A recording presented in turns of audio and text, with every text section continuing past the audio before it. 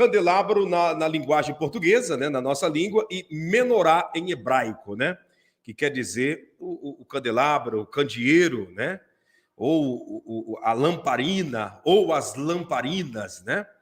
E esse utensílio, esse instrumento, ele é muito importante. Eu estou fazendo uma série de lives, de documentários, de estudo a respeito dos utensílios sagrados, né? Que é mencionado na Bíblia Sagrada e que é muito usado, né? Ainda até os dias de hoje pela comunidade judaica, pelo povo de Israel, né? Eu estou trazendo, estou montando, estou fazendo, né? Eu iniciei ainda ontem as gravações sobre os objetos sagrados, utensílios sagrados que serão usados, inclusive no terceiro templo, né? E a maneira que Deus falou, como Deus ordenou e a significância que tem esses instrumentos, esses utensílios que foram usados no terceiro templo. Deus, que foram usados no primeiro e no segundo templo, e será usado no terceiro também. Deus é Êxodo capítulo 25, né? O livro de Shmot, né? Shmot, em hebraico, quer dizer Êxodo 25. Deus não trabalha com imagens, tá? Deus não trabalha com imagens, porque a imagem leva o ser humano à idolatria.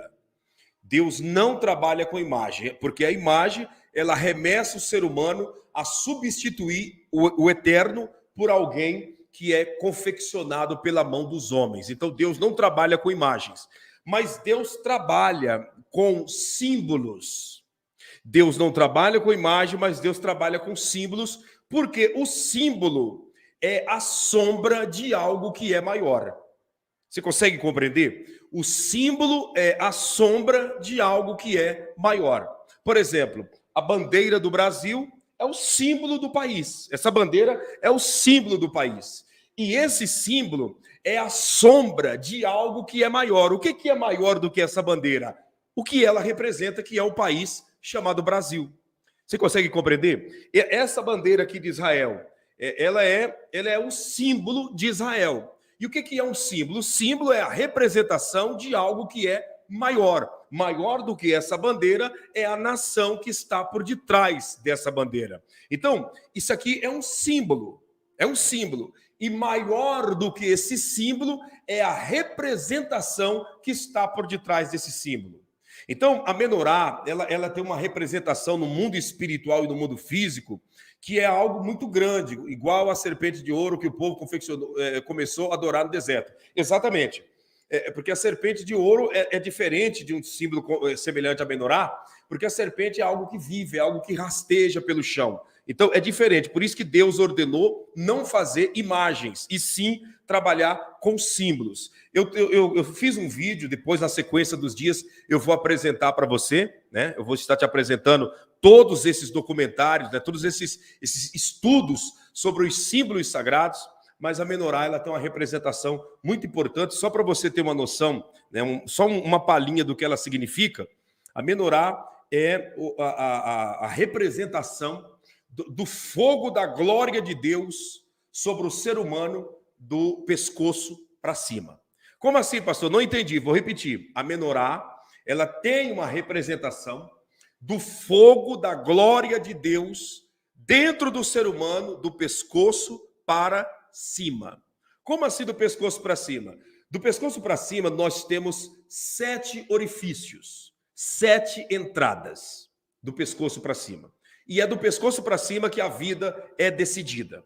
Não é o coração que decide a vida. O coração é um órgão que bomba sangue. Deus não fala com o coração de ninguém, porque o coração não tem ouvido para ouvir a voz de Deus. O coração é apenas um músculo que bomba sangue. Ah, Deus falou ao meu coração. Conversa. Deus não fala com o coração de ninguém. Deus fala na mente da pessoa.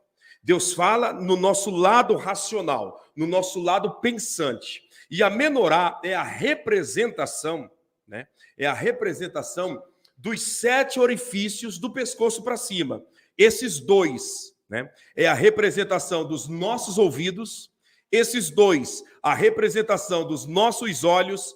Esses 2, a representação das nossas narinas. e esse aqui, o único do meio, a representação da nossa boca. Então, aqui está os 7 orifícios do pescoço para cima, representado nesta menorá. Se você for olhar, ela também parece uma árvore, semelhante à sarça que Moisés viu ardendo no cume do Horebe, no cume do Sinai, né? A sarça é uma árvore que tem um tronco único e desse tronco único saem os seus galhos. Por isso que a Bíblia diz que Moisés viu a sarça ardendo em fogo e não se consumia. A representação da menorá, que é o fogo de Deus em nossas vidas. O fogo do Senhor sobre nossas vidas. Pastor Claudinei, na Bíblia, Jeremias diz que Deus diz que não iríamos mais adorar a Arca da Aliança. Exatamente, a arca não é para ser adorada, é uma representação, é um símbolo da presença de Deus também. Não só a arca, como a menorá, como o galho, né, o ramo da oliveira, como tantos outros símbolos que tem em Israel, são usados, né, para nos arremessar a um pensamento maior do que aquilo que os nossos olhos estão visualizando, tá? Então, a menorá é a representação do fogo, da glória de Deus sobre nossa vida. Isaías, capítulo 11, verso 2, fala dos 7 Espíritos de Deus, né? Fala dos 7 Espíritos de Deus, que nada mais, nada menos é do que essas 7 lamparinas que temos aqui na menorá. E se nós trazermos para a nossa vida, os 7 Espíritos de Deus, ele deve trazer essa completude do pescoço para cima sobre cada um de nós, protegendo e trazendo essa grandeza para os nossos ouvidos, para os nossos olhos, para as nossas narinas, que é o nosso fôlego de vida, e para a nossa boca, que é o instrumento que nós mais usamos no decorrer do dia para abençoar ou para amaldiçoar, para chamar a glória de Deus ou para atrair a própria maldição sobre nossas vidas, tá bom? Então, só uma introdução eu estou fazendo, depois no documentário você vai ver nos vídeos, né? Você vai entender, né? No vídeo eu também explico, né? Qual das qualidades do Espírito de Deus trabalha nos nossos 2 ouvidos, qual das qualidades do Espírito de Deus deve estar nos nossos 2 olhos, quais das qualidades do Espírito de Deus deve estar nas nossas narinas, que é o nosso fôlego de vida, qual da qualidade do Espírito de Deus que deve estar em nosso lábio, né? Na nossa boca, né? Então, a Bíblia Sagrada ela é recheada de códigos, e a menorá, né, que é o candelabro, é um dos códigos bíblicos. A menorá é o símbolo máximo do povo de Israel, né? Se você for ver no exército de Israel, tem a menorá e ao lado 2 galhos de oliveira, né? 2 galhos de oliveira, que eu também quero, nesses documentários, explicar sobre o significado do ramo da oliveira. Tem muita coisa boa para explicar para você, o significado da oliveira, né, que é da azeitona. Tem muitas coisas para ser explicado, que eu tenho certeza que vai ser bênção da parte de Deus. Eu estou dando essa introdução e agora eu quero saber das perguntas, né, que você tem para fazer. Se tem alguma pergunta, deixa eu deixar a menorá aqui de lado, né, o candelabro. E futuramente, aí nas próximas semanas, já vamos começar no mês de junho com esses estudos, com esses comentários sobre os utensílios sagrados, né? O que significa aquele peixe que você vê muitas das vezes colado atrás dos carros, né? O que significa aquele peixinho, né? Aquele peixinho, né? Não é isso? O que significa? Quando surgiu aquele peixe? E tem outras simbologia, né? O que significa a estrela de Davi, né? O que significa a bandeira de Jerusalém? Então tem muitas coisas interessantes, né? O que significa a amendoeira, né? A vara de amendoeira, semelhante à vara de Arão que floresceu, que era uma vara de amendoeira. Então tem muita simbologia na Bíblia que é para nos arremessar para uma dimensão espiritual. E nós precisamos estar atento a isso, porque Satanás, sabendo da simbologia bíblica, o que ele faz? Ele trabalha com símbolos também. Você vê que o diabo, né, as religiões, o satanismo em si, eles não trabalham com idolatria. O satanismo não tem idolatria. Você não vai ver no satanismo eles fazendo uma imagem do diabo para ser adorado. Não. No satanismo, a única imagem que existe é a imagem de Bafomé, né? Que é aquele bode sentado com as pernas cruzadas, uma mão para cima e outra para baixo, né? É aquela imagem, e o restante são símbolos. O satanismo se apoderou de símbolos e trabalha em cima disso. Símbolos. Símbolos que a pessoa faz com a mão, gestos que é feito com a mão, que nada mais nada menos é do que um símbolo, né? Sinais, códigos, tudo isso o satanismo pegou da onde? Se espelhou na Bíblia Sagrada, que é cheio de símbolos para o povo de Deus ser conduzido na face dessa terra. Então, é um estudo muito rico que eu quero, a partir do mês de junho, estar passando para você, para que venhamos a ter a nossa mentalidade aguçada. A cruz, né? Será que a cruz é um símbolo bom? Será que a cruz é um símbolo interessante para nós carregarmos ela e termos ela dentro de casa? A cruz é um símbolo legal para nós termos em casa? Então, nós vamos estar trazendo nesse mês de junho a simbologia de muita simbologia do judaísmo, simbologia do cristianismo, simbologia até mesmo do satanismo, simbologia de várias áreas, né, religiosas desse mundo, para que nosso conhecimento venha aumentar, né? Tem muita gente que tem o símbolo da cruz. O que significa a cruz? Qual o símbolo? Né?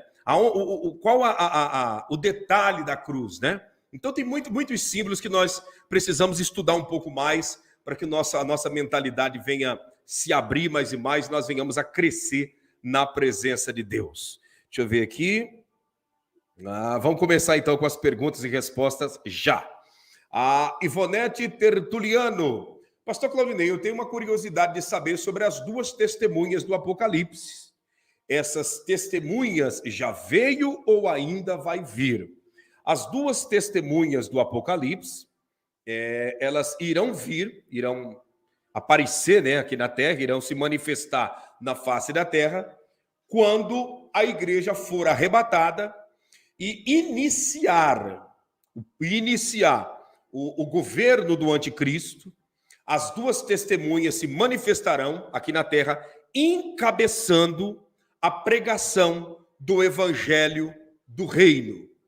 Esse evangelho do reino será pregado em todas as nações para testemunho de todas as gentes. Como assim, pastor? Não entendi. O evangelho do reino, sim, será pregado em todas as nações da terra. As duas testemunhas irão encabeçar o evangelho, a pregação do evangelho do reino, tá? A pregação do evangelho do reino, e automaticamente esse evangelho será espalhado por toda a terra. Quem vai pregar esse evangelho do reino? Os cabeças da pregação do evangelho do reino é as duas testemunhas, junto com aqueles que ficarem, que não forem arrebatados, mas que conheceram a Cristo e ficarem aqui e decidirem por todas as suas forças a não se entregar ao sistema do anticristo, então eles irão também se aliar às duas testemunhas. Há muitos judeus, né, que irão se converter nesse período, então todo esse grupo de pessoas passarão a pregar o evangelho do reino aqui na face dessa terra. Nós estamos hoje vivendo o evangelho da graça. E o evangelho da graça não precisa ser pregado no mundo inteiro para Jesus voltar. Não. O evangelho da graça não precisa ser pregado no mundo inteiro para a vinda de Jesus. O evangelho que vai ser pregado no mundo inteiro é o evangelho do reino, encabeçado pelas duas testemunhas. Quem são as duas testemunhas? Ninguém sabe.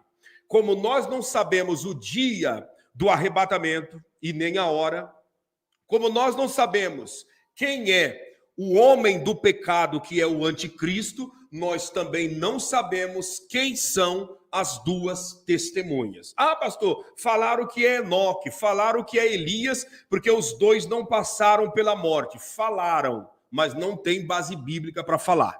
Falar, pode falar quem quiser, mas tem que falar com base bíblica. E ninguém tem base bíblica para apontar alguma dos homens que passou pela terra e dizer, esse tal é uma das duas testemunhas. Ninguém tem base para isso. Como ninguém tem base também para dizer, fulano de tal é o anticristo. Ninguém tem essa autonomia falando com cunho bíblico, calçado e embasado em Bíblia. Não é embasado em sonho que alguém teve, em axiologia de alguém que achou, embasado em alguém que estudou e que disse que Deus falou com ele. Não é questão de que Deus falou com alguém. A voz de Deus, a autoridade máxima é a palavra de Deus. E a palavra de Deus não me dá direito de dizer que é fulano, beltrano ou ciclano. Não, a palavra de Deus não dá direito. A palavra de Deus diz que virão as duas testemunhas, mas não aponta para nenhum personagem bíblico, como também o anticristo, o antimachia, que vai se manifestar aqui na terra. Ele já está na terra, mas ainda não foi apresentado. Esse antimachia, o anticristo, ninguém sabe quem é. Eu tenho direito de imaginar que seja Beltrano, fulano, ciclano. Agora, eu não posso chegar aqui e afirmar para você que Deus falou comigo, que é fulano, Beltrano, ciclano, e se eu falar isso, você tem que me ter como um mentiroso inventor de fábulas, porque ninguém sabe quem é o anticristo. Tá certo? Deixa eu ver quem mais aqui. Vamos lá. Deixa eu ver se tem mais perguntas. Seja rápido aí para nós ganharmos tempo nessas perguntas, tá? Deixa eu voltar um pouquinho aqui, ver se veio perguntas antes, né?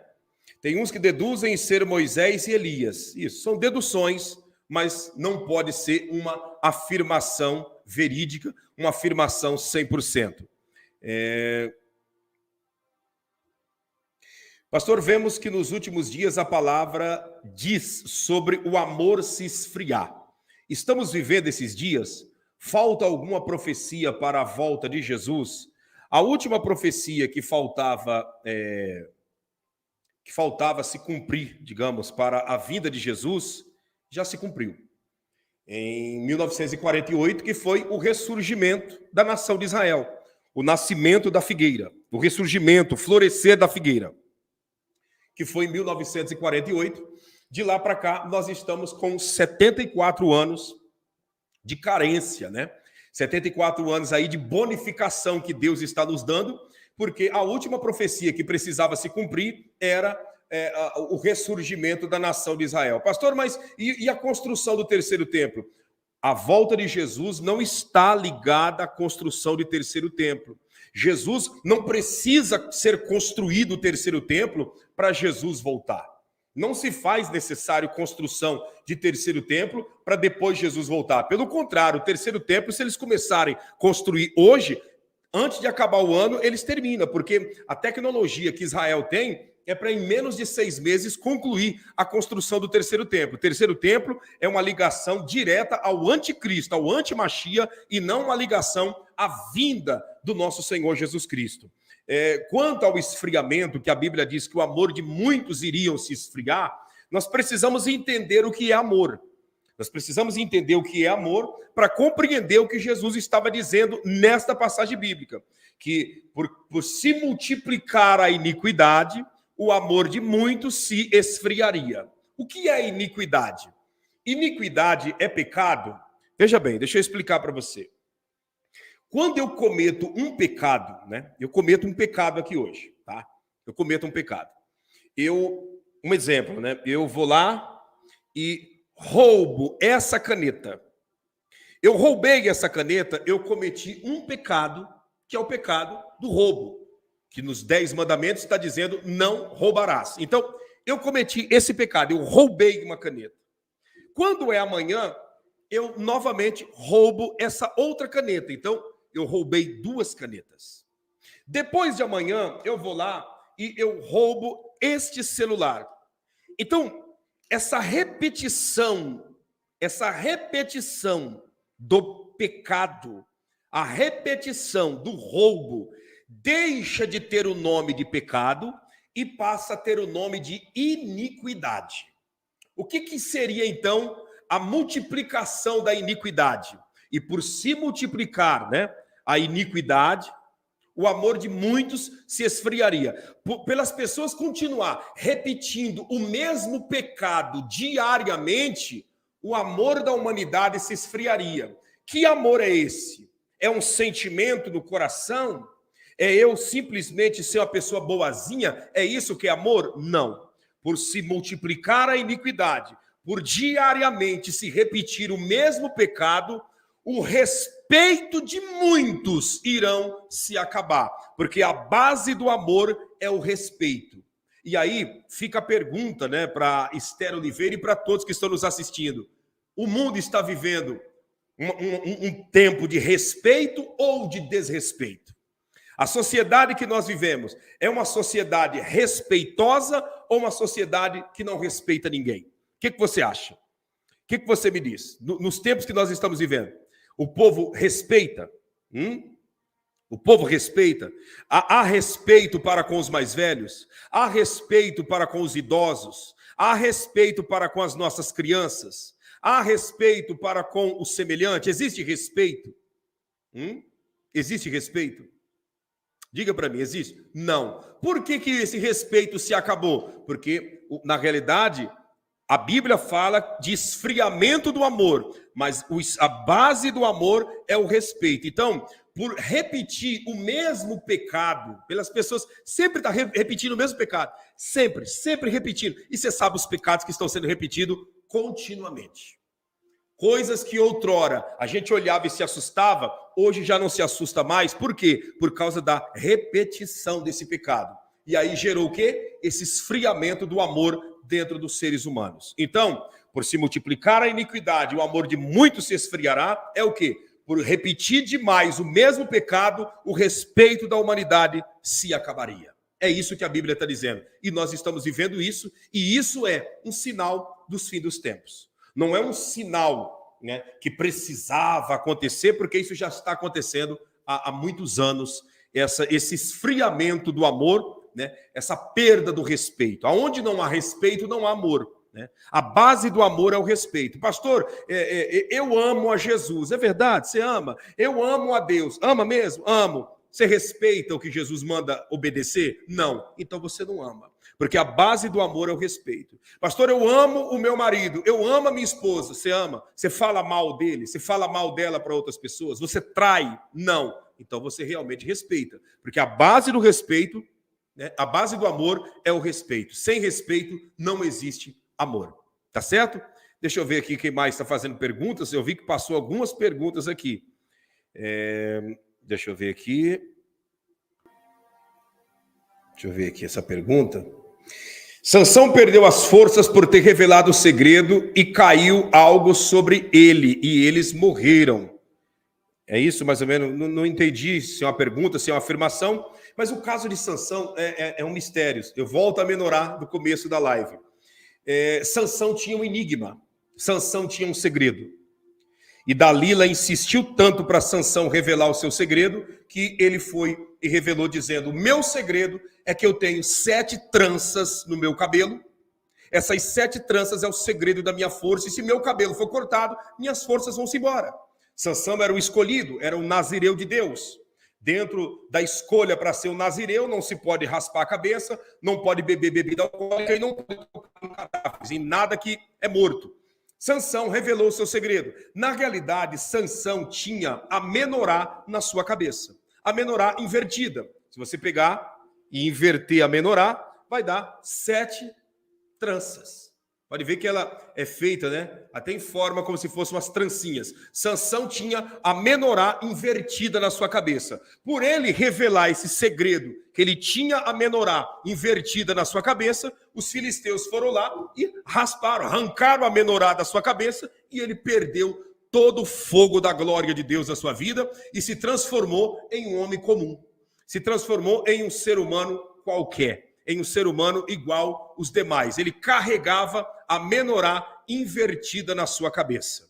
Então, ele tinha as 7 tranças. E quando ele invocava a Deus, essa glória, essa grandeza era manifesta. Ele revelou que ele tinha a menorá invertida na cabeça e automaticamente perdeu essa glória e foi envergonhado. E Deus teve misericórdia dele nos últimos instantes da sua vida, quando ele clamou a Deus para devolver a sua força, nem que fosse pela última vez. Gente, deixa eu pedir uma coisa para você. Deixa o seu like para cima, para que nós venhamos a romper esse algoritmo e alcançar o máximo de pessoas possível. Vamos lá? Deixa o seu like para cima. Vamos romper esse algoritmo em nome de Jesus. Deixa eu ver o que o Sebastião Teodoro está perguntando. Pastor, a paz de Jesus, pastor Claudinei, seria Maomé, né, um anticristo? Pois onde primeiro o evangelho de Jesus foi pregado com amor, os islâmicos tomaram os povos com o fio da espada até hoje. Eu trouxe, Sebastião, uma mensagem esses dias atrás, falando sobre anticristos, né, no plural, né? Esses anticristos, eles, desde quando Jesus, né, veio aqui nessa terra, já começou a ser manifesto. Aqueles religiosos que se levantaram contra o Senhor, eles eram anticristos, porque eles estavam indo contra a doutrina, contra o ensinamento, contra os princípios de Cristo Jesus. Então, eles eram anticristo. Esses homens, como esse que você citou, e tantos outros que foram contra os princípios de Cristo Jesus, foram anticristos. Nos dias de hoje, tem muitos anticristos. Presidentes de nações, governadores, políticos, professores, líderes religiosos, profissionais de todas as áreas que são anticristos. Pessoas que vão contra os princípios de Cristo Jesus. Mas a pessoa, o homem do pecado, um ser humano, não é esse que você citou e nem um desses outros que estão por aí. Ainda há de ser revelado e todo olho há de ver, todas as nações saberão quem é ele. Mas não é esse o profeta dos islâmicos, não. Ele foi um, mas não é o. Né? Foi um dos, mas não é o exclusivo. Tá bom? Vamos lá, deixa eu ver quem mais. Deixa eu ver quem mais aqui. Do Lila diz: quem não fala em línguas, não, mas é batizado nas águas, será arrebatado? O arrebatamento não está ligado às línguas. Línguas é um dom. A variação de línguas é um dom. Tá? Dom não salva ninguém. Dom não salva ninguém. A variação de línguas variadas, o dom de línguas, não tem nada a ver com o batismo com o Espírito Santo.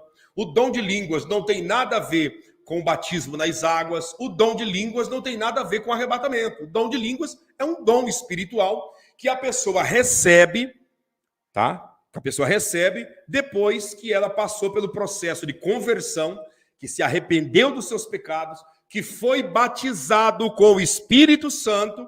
Aí o dom de língua pode ser manifesto na vida da pessoa como qualquer um dos outros 8. Então, eu posso ser batizado com o Espírito Santo e o primeiro dom que eu vou receber é o dom da fé. O primeiro dom que eu recebi, depois o exemplo, né? Depois que eu fui batizado com o Espírito Santo, foi o dom de curas, o dom de profecia, o dom da palavra do conhecimento, o dom da palavra de ciência, o dom de milagres, né? Então, não há uma ordem cronológica para a distribuição de dons espirituais. O Espírito de Deus é que decide conforme ele vê a capacidade da pessoa. E línguas não é evidência de batismo com o Espírito Santo. Tem gente batizada com o Espírito Santo que não fala em línguas. Escute, tem gente batizada com o Espírito Santo que não fala em línguas. Tem gente batizada com o Espírito Santo que tem o dom da cura, que tem o dom da fé, que tem o dom de maravilhas, que tem o dom da profecia, mas não tem o dom de línguas. Línguas é um dom. O problema é que o pentecostalismo aliou as línguas variadas ao batismo com o Espírito Santo. Ah, mas no dia de Pentecostes os irmãos lá no templo falaram noutras línguas. Mas não foi língua estranha, língua que ninguém entendia. Não foi uma língua celestial. Pedro não falou uma língua celestial no dia do seu batismo com o Espírito Santo. João não falou uma língua celestial. Ele falou uma língua que os homens entendiam. Aquilo ali é uma capacidade momentânea, uma capacidade, uma visitação exclusiva de Deus naquele momento. As pessoas têm o hábito de aliar as línguas variadas a batismo com o Espírito Santo, dizendo que no dia de Pentecostes isso aconteceu. E isso não aconteceu. No dia de Pentecostes ninguém falou em língua estranha. No dia de Pentecostes todo mundo falou a língua que o povo entendia. Por isso que mais de 3 mil almas se converteu. Deixa eu ver aqui. João Rabelo. Quando as pessoas falam língua estranha, o que elas falam? Na realidade, quando eu falo em outras línguas, que é um idioma que ninguém entende, essa linguagem é a linguagem do meu espírito humano, eu tenho um espírito humano. Além do espírito de Deus, que está sobre todos aqueles que servem a Deus, eu tenho o meu espírito humano, você tem o teu espírito humano, cada ser humano é dotado de um espírito, nós somos uma tricotomia, espírito, alma e corpo. E quando eu recebo esse dom de línguas, então o meu espírito passa a ser capacitado a falar com o Espírito de Deus. Então, essa língua que muitos chamam de língua estranha, essa linguagem diferente, que é uma linguagem espiritual, é o meu espírito falando com o Espírito de Deus, o meu espírito comungando com o Espírito de Deus, porque eu em si não sei como eu devo orar, eu em si eu não sei o que eu realmente preciso.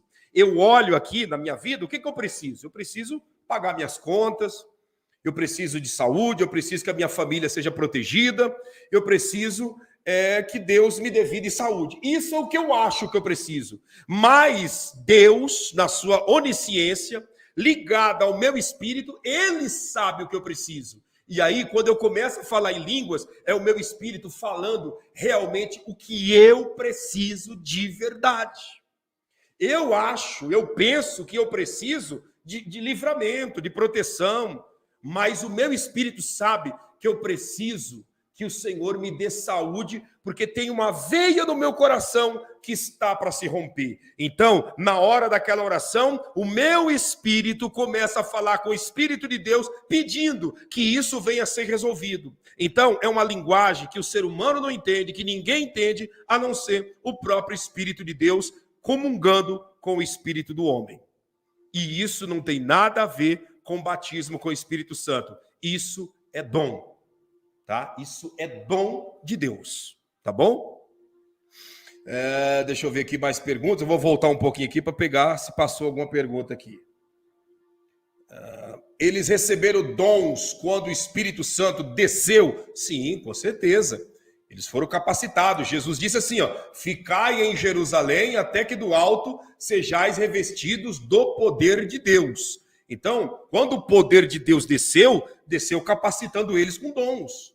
Desceu capacitando eles com os 9 dons espirituais, ao ponto que a sombra de Pedro curava os enfermos. Pedro passava e a sua sombra ia sobre os doentes eram curados. O que é isso? O dom da cura. Sabe, o dom da cura. E assim sucessivamente. Os apóstolos curavam os enfermos, expulsavam demônios pela autoridade de Deus, oravam, colocavam a mão sobre as pessoas e elas eram batizadas com o Espírito Santo, porque no dia de Pentecostes eles receberam esses dons. Mas no dia de Pentecostes eles não falaram nessa língua que eu estou falando para você, que muitos chamam de língua estranha. Eles não falaram em língua estranha. Eles falaram na língua que os homens entendiam. Falaram 18 idiomas que eram das nações que estavam ali para a festa do Pentecoste em Jerusalém. Tá certo? Deixa eu ver quem mais aqui. Vamos lá. Gente, deixa o seu like, vamos romper esse algoritmo. Tá? Baixa essa nossa audiência e dá para nós ir mais longe. Dá para nós ir mais longe. É igual a língua dos anjos. Ninguém fala a língua dos anjos. Exatamente o que o Antônio está dizendo, né? Ninguém fala a língua dos anjos. Ninguém fala. Se você falar a língua dos anjos, os demônios vão entender, porque demônios são anjos caídos. Então ninguém fala a língua dos anjos, né? Como o Antônio Pereira escreveu aqui. Obrigado, Antônio. Ninguém fala a língua dos anjos. Ninguém fala. Se eu começar aqui a falar a língua dos anjos, os demônios que estão pairando por aí vão entender tudo que eu estou falando. Essa língua, que é um dom espiritual, não é língua de anjo, não é uma língua comum. É uma linguagem espiritual que só o Eterno, só o Senhor Jesus, só o Espírito Santo entende, porque é a comunhão do meu espírito com aquele que é divino. Tá certo? Vamos lá, vamos continuar aqui. Deixa eu ver, tá interessante as perguntas. Vamos lá. Deixa eu ver. Tem algum segredo para receber o dom de línguas? Buscar Deus. Buscar Deus em oração, em jejum. Quanto mais, tá? Isso aqui eu quero que você você que está me acompanhando, guarde isso dentro de você. Quanto mais santo, santo que eu digo não é ser santarrão. Santo, a palavra santo vem do kadosh, né? Que quer dizer separado. Quanto mais separado do pecado, quanto mais separado das coisas desse mundo, quanto mais separado daquilo que te distrai e que te leve aos devaneios da vida, quanto mais você se separar disso, mais você está se transformando em uma pessoa santificada. E essa santificação atrai os dons espirituais, a oração, não a oração coletiva, porque a oração coletiva, isso é um dever e uma obrigação. A oração, sabe, a súplica, né? A súplica, quando você está sozinho. Porque existe 3 vertentes para a oração, né? A gente fala oração, que é o pacote, mas cada um tem o seu nome exclusivo. Quando eu estou dentro do trânsito, no trabalho, em qualquer lugar, que eu estou em silêncio, mas em pensamento eu estou dizendo, louvado seja Deus, Senhor, me abençoe, me dá direção, me dá graça, faça coisas grandes na minha vida. Esse pensamento, o nome é oração. Por isso que a Bíblia diz, em 1 Tessalonicenses 5,17, orai sem cessar, porque oração é pensamento. Quando eu estou aqui com vocês, que nós levantamos a voz em uma live em conjunto, ele deixa de ter o nome de apenas oração e passa a ser um clamor, porque é mais de 2 reunidos em nome do Senhor. Então, recebe o nome de clamor. E quando eu estou no meu quarto, no carro, no trabalho, em qualquer lugar, que eu começo a falar, a verbalizar o meu pedido, não é oração e não é clamor, é súplica. Então, um dos segredos para mim receber dons espirituais é eu me santificar, é eu fazer as minhas súplicas, sabe? As minhas súplicas. Ninguém está vendo, mas Deus está vendo. Ninguém está ali para me elogiar, mas Deus está me vendo para me recompensar. Então, essas súplicas, o Wesley, é um dos grandes detalhes para trazer os dons espirituais, né, sobre nossas vidas, tá bom? Vamos lá, deixa eu ver quem mais aqui. Deixa eu ver aqui. Vamos lá, gente. Deixa a sua pergunta aqui, que com certeza Deus vai te honrar. Pastor, eu vivo com o meu marido há 10 anos, mas não somos casados. Será que não vamos ser arrebatados por viver na fornicação? O Luizandro Fonseca, acho que o Luizandro é da África, né? Se eu não me engano, ele está no continente africano.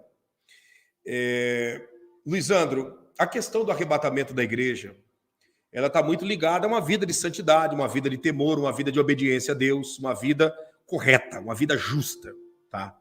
Eu não posso dizer para você, né, aqui, eu estando fora, né, apontar para dentro de você e falar que você e tua esposa não serão arrebatados. Eu não posso fazer isso.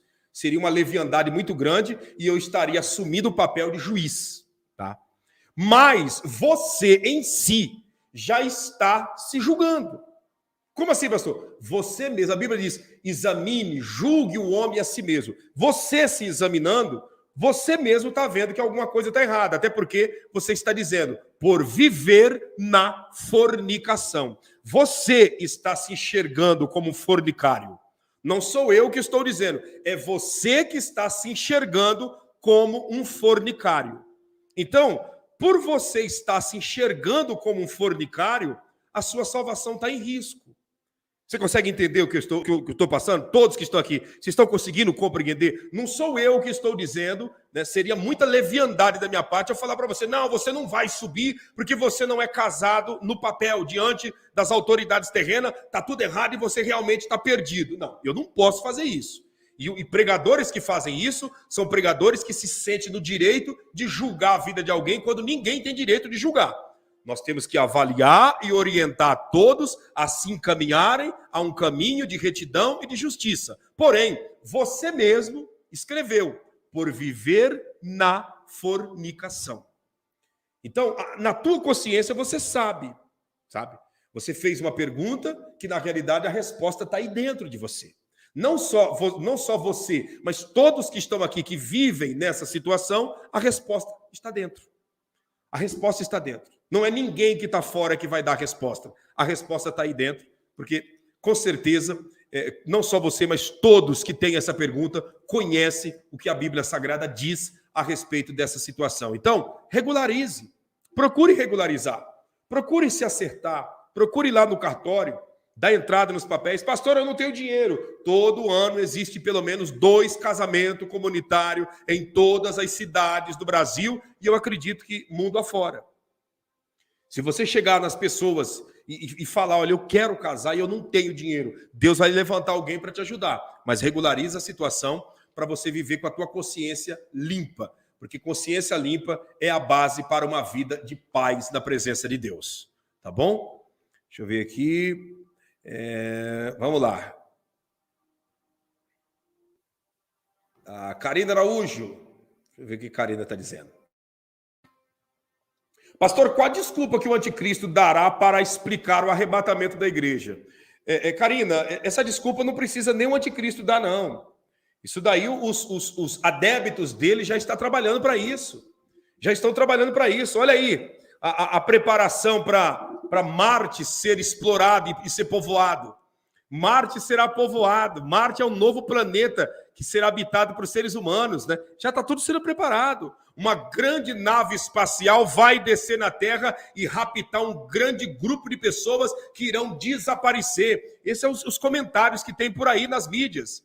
Então não precisa nem do anticristo inventar desculpa, não. Os próprios adeptos, os próprios servos que trabalham para o sistema dele, já está preparando a humanidade. Já estão preparando, as pessoas já estão prontas para esse rapto acontecer e as desculpas são inúmeras que serão contadas aí mundo afora para as pessoas se enganar. E junto com a desculpa já vem o benefício, porque a casa daqueles que forem arrebatados, o carro, o dinheiro, o emprego, vai ficar tudo aí. E aí o anticristo começa a, liberar isso daí para aqueles que ficaram, para dar uma acalmada no desespero das pessoas e tudo vai se transformar em um suposto mundo de paz. Tá bom? Vamos lá. Deixa eu ver aqui quem mais. Deixa eu ver aqui, vamos lá. Já estamos caminhando para o final. As perguntas deu uma parada, hein, gente? Pastor, agora, deixa eu responder o que a Suzana está perguntando aqui.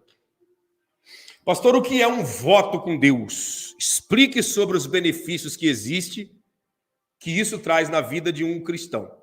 O que é um voto? Voto é um pacto, voto é uma aliança, tá?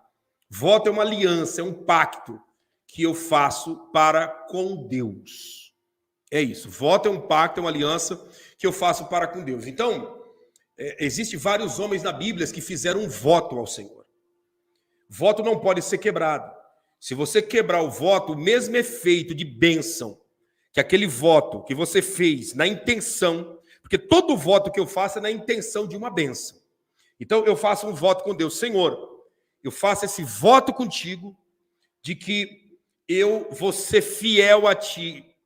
Um exemplo, vou ser fiel a ti em tudo que o Senhor me der. Eu devolverei o 10%, conforme foi o voto de Jacó que ele fez. Senhor, se tu me levar em paz e me proteger no caminho, eu em tudo que tu me der, eu certamente te darei o dízimo, te darei 10%. Jacó viveu uma vida cumprindo esse voto. Por isso que ele foi um homem próspero, um homem abençoado, porque ele cumpriu o voto que ele fez. Tá? Existe um dos juízes chamado Jefté. Jefté, Israel foi para uma batalha e o inimigo era muito forte. Jefté fez um voto com Deus dizendo, Senhor, se o Senhor me guardar, né? Obrigado, Vladimir Teixeira, pela semente. Que o Senhor te abençoe, tá? Obrigado. Ele escreveu, Salomão foi salvo. Eu tenho certeza, eu acredito e tenho certeza que Salomão foi salvo, porque Jesus não citaria o nome de um perdido em suas colocações quando passou aqui por essa terra. Tenho certeza disso. Obrigado, Vladimir.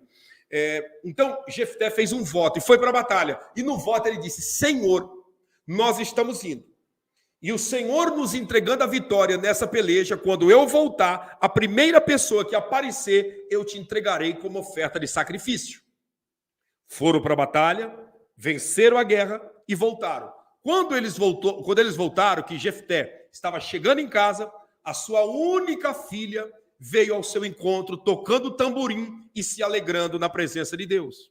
Ele fez o voto dizendo: eu darei a primeira pessoa que vier ao meu encontro, eu te entregarei. E a pessoa que veio foi a sua filha. E ele entregou a sua filha na presença de Deus. Pastor, mas como assim ele entregou? Alguns falam, né, e interpretam como Ana entregou Samuel no templo, Jefté também entregou a sua filha. Então, voto é uma coisa que não pode ser quebrada. Por quê? Porque se você quebrar um voto, a mesma intensidade do milagre que você está apresentando, isso reverte também em intensidade de maldição na sua vida. A mesma intensidade da bênção que Jacó apresentou, dizendo: certamente eu te darei o dízimo se tu me guardar, essa mesma intensidade de bênção, se ele quebra o voto, se transforma na mesma intensidade de maldição e de miséria na vida dele. Então, a Bíblia é bem clara.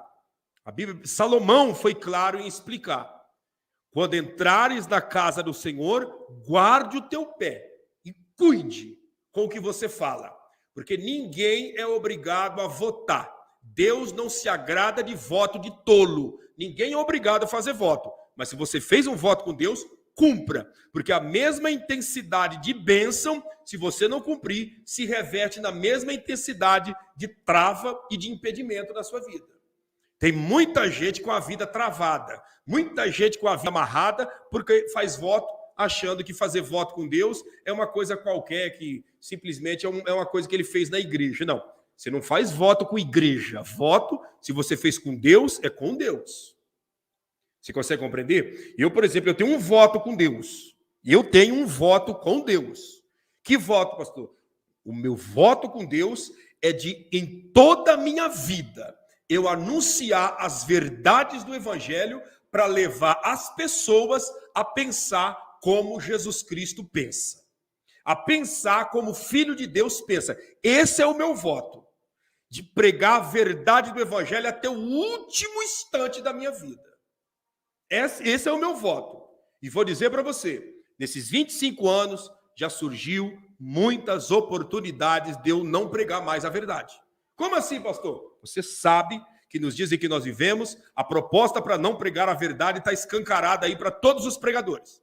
Basta você começar a inventar umas línguas estranhas, uma regalada de olho, isso e aquilo, e chama aqui no PV que eu vou te entregar, isso e aquilo. Você já deixou de pregar a verdade e já pendeu para outro lado. Já pendeu para o lado do materialismo. Então, o meu voto é esse. E se eu quebro esse voto, a bênção que tem caído sobre a minha vida, ela é transformada em maldição e aí a marcha reta é instalada. Então, voto é coisa séria. Todos nós devemos ter voto com Deus, mas um voto consciente de que você tem que cumprir até o fim. Tem gente aqui atrapalhado na vida financeira porque fez voto com Deus. Não, Senhor, se o Senhor abrir a porta para mim, eu vou entregar tantos %, eu vou fazer isso, fazer aquilo. Na hora da emoção. Deus abriu a porta, Deus fez, aí a pessoa está aí querendo ganhar Deus no bico, querendo ganhar Deus no chaveco. Ah, Senhor, eu vou dar 5% hoje, o mês que vem eu dou mais 15%, depois eu dou isso. Com Deus não funciona. Você fez o voto, cumpra seu voto. Eu não estou falando de mim, eu estou falando do que está na Bíblia, depois você pode abrir no livro de Eclesiastes, que fala a respeito do voto, tá? Tá aqui, ó. Sansão tinha um voto de ser nazireu, e Sansão quebrou a cara. Por quê? Porque nazireu não pode raspar a cabeça, não pode beber bebida alcoólica e não pode tocar em corpo de nenhum ser morto. Ele, quando estava descendo para Gaza, foi lá no corpo do leão que estava morto e tirou o mel e comeu. Ali ele já quebrou todo o voto. Dalila raspar a sua cabeça foi uma questão de dias, porque o voto ele já tinha quebrado quando ele tocou no corpo do leão morto. Então nós temos que se cuidar muito nessa questão e nesse quesito voto, porque Deus não se agrada de voto de tolo, tá? Deus não se agrada de voto de tolo. Essa é a realidade. Deixa eu ver aqui, deixa eu mostrar para você essa passagem, né, muito, muito importante para nós que estamos aqui na presença de Deus. Livro de Eclesiastes, capítulo 5, diz assim, ó: guarda o teu pé quando entrares na casa de Deus. Inclina-te mais a ouvir do que a oferecer sacrifício de tolo. pois não sabe que mal faz. Não te precipites com a tua boca, nem com o teu coração se apresse a pronunciar palavra alguma diante de Deus, porque Deus está nos céus e tu estás sobre a terra, pelo que seja pouco as tuas palavras. Então, muito cuidado o que você fala no momento de desespero, prometendo para Deus. Porque o que você fala é acatado e tem que ser cumprido. Tem gente que fez voto com o diabo. No momento de desespero, foi lá na casa do pai da escuridão e disse, olha, faz um trabalho para mim aí que eu vou simplesmente, quando eu conseguir, eu vou cumprir e fazer isso e aquilo. E não cumpriu, e os espíritos estão aí perseguindo ele, perseguindo ela. A pessoa vive uma vida atormentada, porque voto é coisa séria, tá bom? Vamos lá, vamos continuar aqui, que já estamos indo aí para os instantes finais. Falta aí menos de 20 minutos, então lança a sua pergunta que nós já vamos concluir. Deixa eu ver aqui. Mas, pastor, o Jacó deu o dízimo porque ele quis e sentiu no coração, certo? Ele não foi obrigado por Deus e nem pelos pastores, como pregam sobre dízimo, querendo obrigar o povo a dar o dízimo. Jacó fez um voto voluntário, tá? Jacó fez um voto voluntário, como Abraão entregou o dízimo voluntariamente, tá? Voluntariamente, e como eu sempre tenho dito aqui, dízimo não é lei, dízimo não é graça, dízimo não é obrigatoriedade, dízimo é gratidão. Quem é grato entende que devolvendo, dando 10% para a obra de missões, o Senhor irá o abençoar. Dízimo não é obrigatoriedade, como o Bichos da Net, né, escreveu, que muitos pastores pregam sobre o dízimo querendo obrigar. É a ganância deles. É a ganância deles, a sede, a fome insaciável deles. Mas dízimo não é obrigatoriedade, dízimo não é lei, dízimo não é graça, dízimo é gratidão. Gratidão. Você é grato? Sou, pastor. Devolve o 10% com muita gratidão, porque o Senhor tem dado a palavra dele, o Senhor não tem deixado faltar o livramento, o Senhor tem protegido a nossa vida e, acima de tudo, o bem maior, ele deu o seu único filho para ser sacrificado em nosso lugar. Então, o que custa eu devolver 10% daquilo que eu tenho para que a obra de missões vá avante, para que a obra de missões cresça e para que mais vidas tenham acesso à palavra de Deus? Dízimo você tem que devolver aonde você aprende. Você está aprendendo aqui? Devolve aqui. Você está aprendendo? Pastor, eu aprendo aqui muito nas lives, então devolva o seu dízimo aqui. Devolva a sua primícia aqui, seu 10% aqui. Não por obrigatoriedade, não por necessidade, mas por gratidão por tudo que você tem aprendido. É simples. Você está entendendo? Como diz a Fernanda Aparecida, dízimo é bênção. É bênção, a bênção da gratidão. Eu estou grato. Agora, sobre a vida de um ingrato, qualquer coisa pode acontecer. A tragédia pode vir sobre a vida do ingrato, porque você sabe que a ingratidão é um dos sentimentos mais diabólicos que existe na face da terra. Então, dízimo é gratidão. Dízimo não é para se discutir, para colocar versículos sobre versículos, isso aqui. Não, dízimo é gratidão. Você está grato? Tô. Amém. Você vai dizimar. Você vai entregar teu 10%, você vai entregar a tua oferta e está tudo certo. Você não é grato? Não, eu sou grato, mas eu não dizimo. Então você não é grato coisa nenhuma. Você é um avarento, um materialista que está preso nas coisas desta terra. Malaquias capítulo 3, verso 10, a Bíblia fala sobre dízimo, né? Sobre o dízimo, o profeta explicando e falando sobre a nação de Israel, que não estava sendo fiel na época do templo, trazendo uma ovelha coxa, trazendo um animal manco ou algo semelhante, né? Algo semelhante. E o Senhor, ele espera de nós a nossa gratidão com perfeição. Até porque a obra de gratidão sempre é perfeita. Ninguém vai manifestar uma gratidão entregando uma coisa qualquer. Pastor, sobre orar na gente, temos que ficar vigilantes? Todo cristão tem medo nisso, e quando a gente vai cortar o cabelo, não recebemos maldição? A questão de o corte do cabelo é uma necessidade. Você não está recebendo uma imposição de mãos. O profissional, ele está cortando o seu cabelo. Ele não está colocando as mãos, ele não está invocando nada sobre você. Ele não está pedindo que nenhuma divindade desça sobre você. Ele está apenas cortando o seu cabelo dentro da profissão dele, que é uma profissão inspirada por Deus e ele está executando o seu trabalho. Agora, oração por imposição de mão é diferente do cabeleireiro que passa a mão que corta o seu cabelo, é totalmente diferente de oração. Oração é uma coisa, é uma transmissão de espírito. Quando eu entro debaixo da mão de uma pessoa, eu estou recebendo o espírito que está na vida dessa pessoa, né? Então, quando você recebe essa imposição de mão, você está recebendo uma transferência de espírito.